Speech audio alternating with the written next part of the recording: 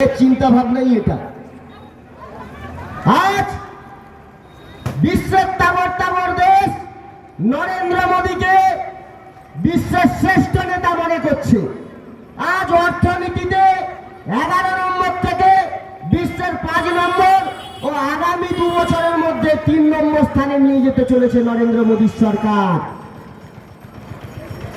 আপনারা দেখেছেন G20 সম্মেলন হলো, বিশ্বের তাবড় তাবড় রাষ্ট্র নেতারা যেখানে নরেন্দ্র মোদীর সামনে মাথা ঝোঁকাচ্ছে, আর এই 2 পয়সা তৃণমূল কংগ্রেস 22টা আসনে জেতা একটা দল, যার পশ্চিম বাংলার বাইরে আসন তো দূরের কথা, নোটার থেকে কম ভোট পায়, এমনকি জুতো পেটাকে ত্রিপুরা থেকে ঘুরে এসছে।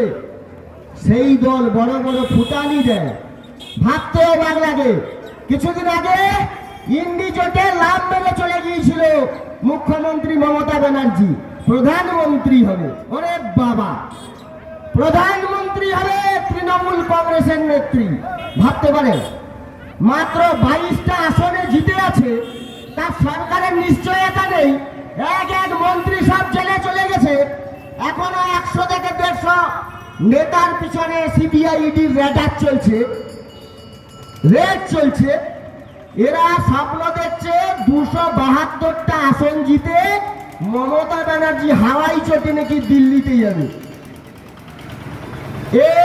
একেবারে দিবা স্বপ্নের চেয়েও আশ্চর্য ব্যাপার।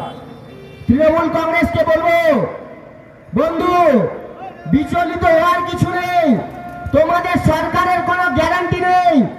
আজ আমরা কি দেখেছি?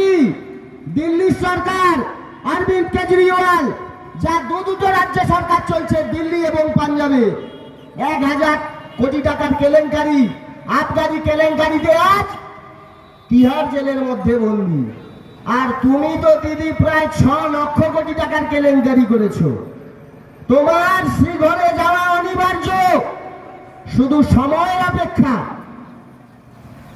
আজ পশ্চিমবঙ্গবাসীর মাথায় প্রায় 60,000 টাকা করে এই সরকার দেনা বসিয়ে দিয়েছে, ভাবতে পারেন? মমতা ব্যানার্জি কি বলতো 2011 সরকারে আসার আগে?